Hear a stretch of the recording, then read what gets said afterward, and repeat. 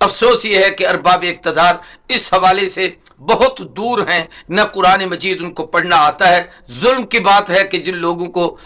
سورہ اخلاص تک نہ پڑھنی آتی ہو وہ قرآن مجید کا تحفظ کیا کریں گے۔ اس لیے یہ تیسرا کام حضرت ابوبکر صدیق نے کیا کہ نظام تعلیم کو محفوظ کیا اور پھر اس کو نافذ کیا۔ عملی طور پر ہر آدمی قرآن مجید پڑھنے پڑھانے والا تھا، اور پھر رسول اللہ صلی اللہ علیہ وسلم نے وہ جو درسگاہ قائم کی تھی اصحاب صفہ کی، اسی کو پھر سیدہ عائشہ صدیقہ رضی اللہ تعالیٰ عنہ باقاعدہ اس کی نگران رہیں، اور 40-45 سال تک مردوں اور عورتوں سب کو قرآن کی تعلیم سکھانے کا فریضہ انہوں نے اپنے ذمے لے لیا تھا۔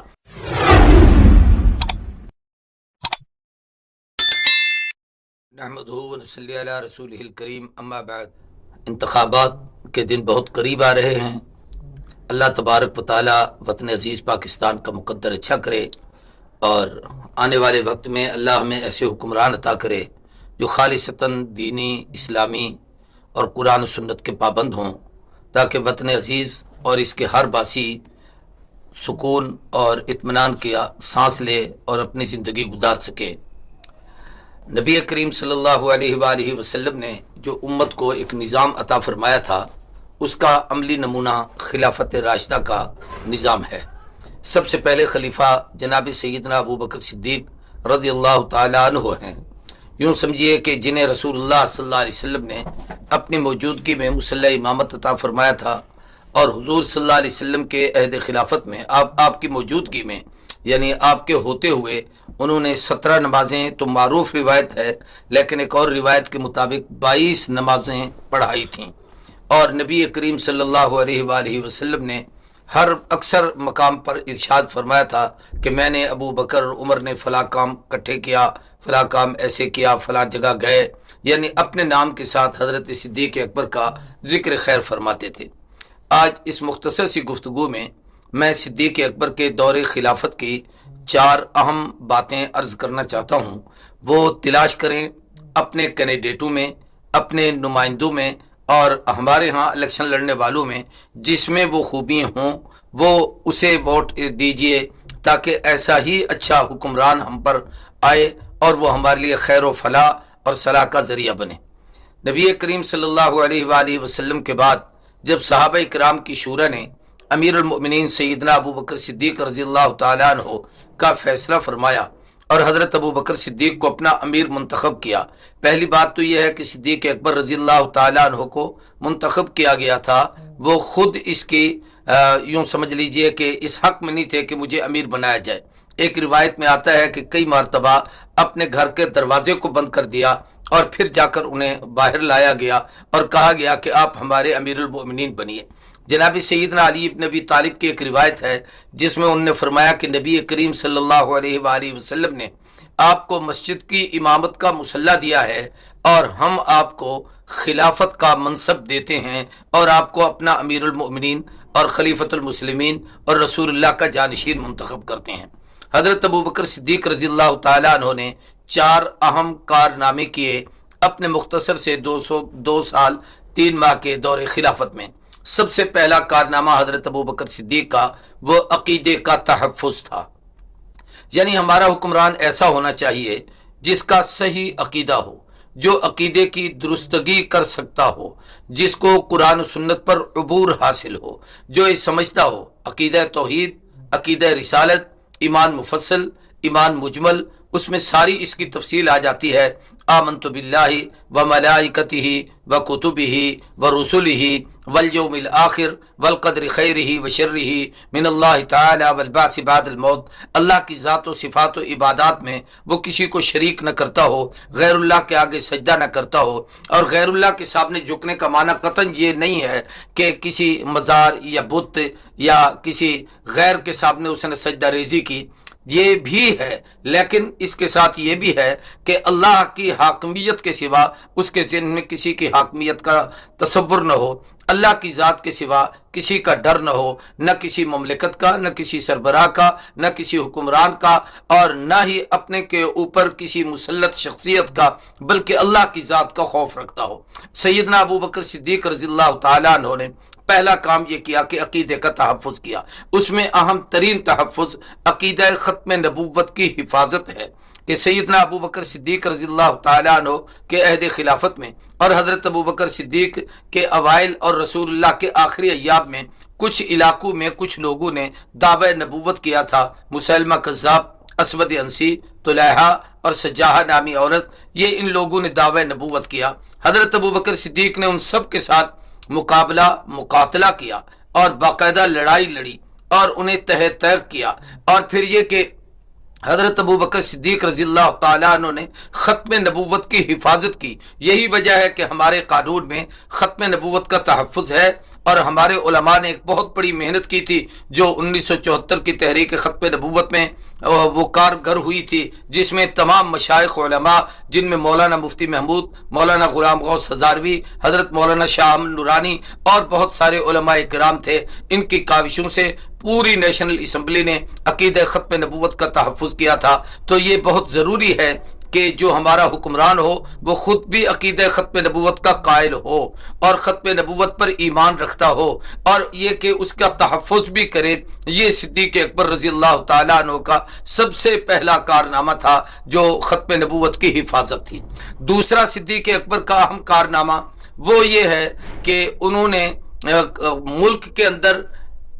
غربت و افلاس کو ختم کرنے کے لیے قانون بنایا، جس کو ہم نظام زکوٰۃ کہتے ہیں۔ زکوٰۃ کے قانون کی برکت یہ ہوتی ہے کہ ہر زکوٰۃ ہر مستحق اور ضرورت مند تک پہنچتی ہے، ان کی ضروریات پوری ہوتی ہیں، اور یقینی بات ہے کہ حضرت ابو بکر صدیق کے زمانے میں کچھ لوگوں نے زکوٰۃ کا انکار کر دیا تھا۔ حضرت ابو بکر صدیق ان کے خلاف علم جہاد لے کر کھڑے ہوئے۔ عمر ابن خطاب نے یہ کہہ دیا تھا کہ حضرت حضور کی جدائی کا صدمہ ہے، آپ اتنا بڑا قدم نہ اٹھائیں، کچھ نرمی کریں۔ تو حضرت ابو بکر صدیق نے فرمایا تھا، انت خوار جبار فی الجاہلیت و خوار فی الاسلام، دور جاہلیت میں تو آپ بڑے سخت تھے، ذرا سی بات پر جذبات میں آ جاتے تھے، اسلام لانے کے بعد آپ کو کیا ہو گیا کہ لوگ زکوٰۃ کا انکار کریں اور میں خاموش رہوں؟ تو نظام زکوٰۃ کو نافذ کرنا، نظام زکوٰۃ کو باقاعدہ قائم کر کے اس کے ذریعے سے غرباء، فقراء، مساکین، مستحقین، ہم اس کو یوں کہہ سکتے ہیں کہ مالیاتی نظام کو مضبوط کیا جائے، محفوظ کیا جائے۔ اس کے ذریعے سے فائدہ یہ ہوگا کہ مہنگائی ختم ہوگی، ظلم ختم ہوگا، غربت و افلاس کا خاتمہ ہوگا۔ یہ دوسرا نظام تھا جو سیدنا ابو بکر صدیق رضی اللہ تعالیٰ عنہ نے کیا، اور حضرت ابو بکر نے اس پر کہا تھا کہ یہ ممکن نہیں کہ اجنقص الدین وانا حی، میں زندہ رہوں اور اللہ کے دین میں کسی قسم کی کوئی کمی آئے کہ کوئی شخص زکوٰۃ کا انکار کر دے یا زکوٰۃ نہ دے یا ختم نبوت کا انکار کر دے۔ اور یہاں تک فرمایا، میں یہ تو برداشت کر سکتا ہوں کہ ہمارے جسم کے ٹکڑے ہو جائیں، میں یہ تو برداشت کر سکتا ہوں کہ آسمان سے پرندے اڑتے ہوئے آئیں اور ہمارا گوشت نوچ کے لے جائیں، اور ہمارے عورتوں اور بچوں کے لاشیں گرے پڑے ہوئے ہوں، یہ سب کچھ برداشت ہے، لیکن یہ بات قطعاً برداشت نہیں ہے کہ میں اللہ کے دین میں کسی قسم کی کمی اور اس کے اندر کمزوری دیکھوں اور اسے برداشت کر لوں۔ تیسرا کام جو سیدنا صدیق اکبر رضی اللہ تعالیٰ عنہ نے اپنے عہد خلافت میں کیا، وہ نظام تعلیم کو مضبوط کیا تھا۔ عقیدے کا تحفظ اور لوگوں کے لیے نظام زکوٰۃ قائم کر کے یوں سمجھ لیجئے کہ وزارت خزانہ کو محفوظ کیا، اور اس کے ذریعے سے مال کی اتنی بہتات کہ زکوٰۃ لینے والا کوئی نہیں ہوتا تھا، دینے والے ہزاروں ہوتے تھے۔ اور تیسرا کام جو حضرت ابو بکر صدیق نے کیا وہ یہ تھا کہ سیدنا صدیق اکبر رضی اللہ تعالیٰ عنہ نے تعلیم کا تحفظ کیا۔ تعلیم کا تحفظ کیا تھا؟ اس وقت جو تعلیم رحمت کونین رسول اللہ صلی اللہ علیہ وسلم نے ہمیں عطا فرمائی تھی وہ اللہ کا قرآن تھا، جو اللہ کے محبوب ہم میں چھوڑ گئے تھے، اور رسول اللہ صلی اللہ علیہ وسلم کے ارشادات اور فرمودات تھے۔ حضرت ابو بکر صدیق نے قرآن مجید کی جو موجودہ شکل ہے، جس ترتیب میں ہم الحمد سے والناس تک اس کو پڑھتے ہیں، رسول اللہ صلی اللہ علیہ وسلم کی جدائی کے وقت یہ قرآن مجید چند صحابہ کرام اس کے حافظ تھے، جن میں سیدنا علی، حضرت عثمان ابن عفان، حضرت زید، حضرت ابی ابن کعب الانصاری، عبداللہ ابن مسعود، عبداللہ ابن عباس، چند ایک صحابہ کرام تھے جن کو قرآن مجید ضبط تھا، وہ اس کے حافظ تھے، ان میں یہ خلفائے راشدین بھی تھے، حضرت ابو بکر، عمر، عثمان اور علی رضی اللہ تعالی عنہم۔ لیکن امت میں یوں سب کے پاس نہیں تھا، تو حضرت ابو بکر صدیق نے اس وقت ایک کمیٹی بنائی۔ اس کمیٹی میں اجلہ صحابہ میں حضرت زید، حضرت ابی ابن کعب الانصاری، حضرت سیدنا عثمان ابن عفان، حضرت علی ابن ابی طالب، حضرت عبداللہ ابن مسعود، ابن عباس رضی اللہ تعالیٰ عنہم اجمعین، ان لوگوں کو اس میں متعین کیا گیا، اور حضرت علی اس کے سربراہ بنے، اور بیٹھ کر قرآن مجید کی موجودہ ترتیب، جس ترتیب سے الحمد سے والناس تک ہم پڑھتے ہیں، اس کو مکمل کیا، اور پھر اس کو نافذ فرمایا، اس کے نسخے بنائے اور مختلف بلاد میں اس کو بھیجا تاکہ قرآن مجید کی تعلیم عام ہو۔ اور یہ بہت بڑا ضروری قدم ہے کہ ہم اس ملک میں اسلامی مملکت میں رہتے ہیں، مسلمان کہلواتے ہیں، قرآن کی حفاظت کی ذمہ داری دینی مدارس کے علماء،